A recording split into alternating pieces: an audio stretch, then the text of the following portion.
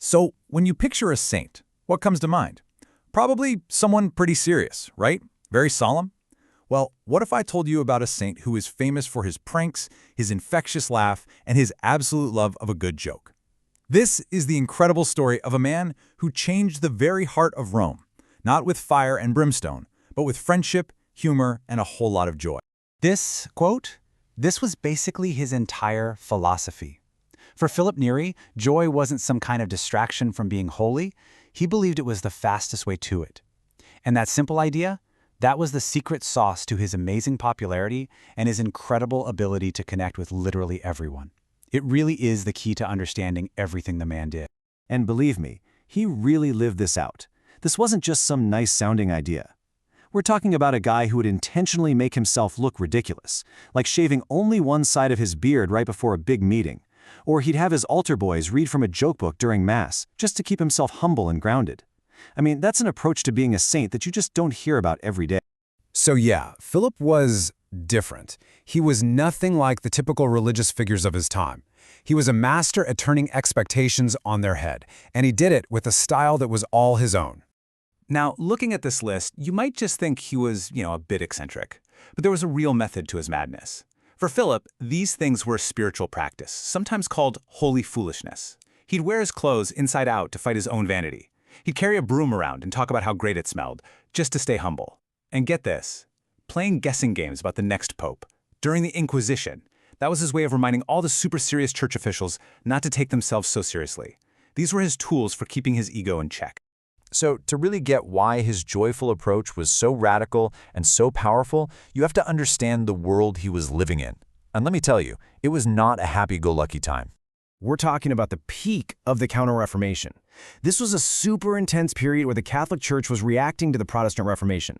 Rome itself was a mess. Sources from the time describe a city just rife with corruption and a clergy that just didn't seem to care. It was a place that desperately needed a new kind of energy, a total spiritual reset from the ground up. And into this chaotic world comes Philip. He's born in Florence, moves to Rome as a teenager, and at first he's supposed to go into the family business, but he just hated it. So for 17 years, a really long time, he just lives as a regular guy, figuring out his own way to serve God. It was actually his confessor who finally convinced him, hey, maybe you should become a priest. So at age 36, he did. And this is where we get to the real heart of his ministry. See, he didn't write these dense theological books or give thundering sermons from a pulpit. His method was way simpler and way more personal. This was his opening line. Can you imagine? He'd just walk up to people on the street, anyone, didn't matter who they were, and ask this simple, direct question. He just cut through everything, and the implied answer was always the same, right here and right now. It was an instant call to action.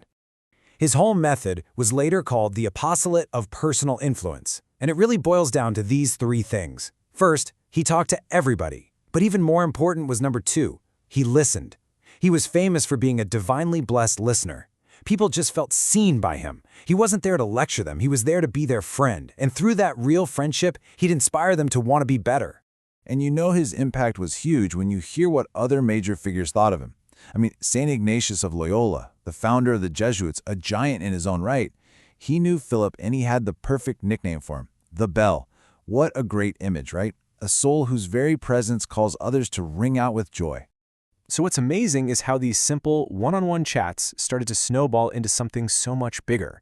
We're talking a community, a worldwide movement, and even a whole genre of music. Okay, check this out. Have you ever heard of a musical oratorio, like Handel's Messiah? Well, the name itself, the whole art form, comes directly from Philip Neri. His informal evening get-togethers happen in a prayer hall called an oratory. They'd pray, talk, and listen to sacred music, and those little musical performances eventually evolved into the massive musical works we know today. Pretty cool, huh? These gatherings basically became the heart of a whole new kind of spiritual community in Rome. They pulled in everybody, from shopkeepers to cardinals. And what started in a tiny room grew into these huge, all-day pilgrimages across the city, complete with picnics and live bands. The famous composer Palestrina wrote music just for them. And the movement kept going for centuries. St. John Henry Newman brought the tradition to England, founding the first oratories there. All right, so you've got all the humor, the music, the unconventional behavior, but what was it that made the church officially recognize him as a saint? Well, it turns out that beneath that playful surface was a life of profound mystery and miracles. Philip had these deep, incredibly powerful mystical experiences, but he was almost embarrassed by them. He actively used his clowning around as a kind of smokescreen to distract people from his supernatural gifts. He really just wanted to come across as a regular guy, but the truth is, he was anything but. The most famous mystical event in his life happened around 1544. He was deep in prayer when he literally felt a ball of fire enter his chest. And this wasn't just a feeling. After he died, they found his heart had physically expanded so much that it had actually broken 2 of his ribs to make space. Now, he and his followers saw this as a physical sign of God's love. Much later, a pope suggested a medical reason, an aneurysm.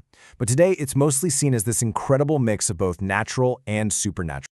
And that was just the start. People swore they saw him levitating during prayer. In confession, he had this uncanny ability to know people's sins before they even said a word. He had visions, he correctly predicted who would become pope, and he was credited with tons of miraculous healings. All of this work, his entire life, earned him a truly unbelievable title, the Third Apostle of Rome. I mean, just let that sink in for a second. In the history of a city defined by St. Peter and St. Paul, Philip Neri was considered the next in line because of what he did to spiritually rebuild the city. That's just wow. So it was really no surprise when the official process got going. He was beatified in 1615, which is the first big step, and then, just a few years later, in 1622, he was officially canonized, declared a saint by Pope Gregory XV, and that sealed the legacy of this amazing, unusual, and truly beloved man. Which really brings us to a final thought, doesn't it?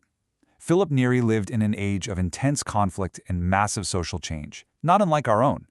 And yet his answer was never to fight fire with fire. His greatest weapons were a good sense of humor, a real willingness to listen, and a deep belief in the power of joy.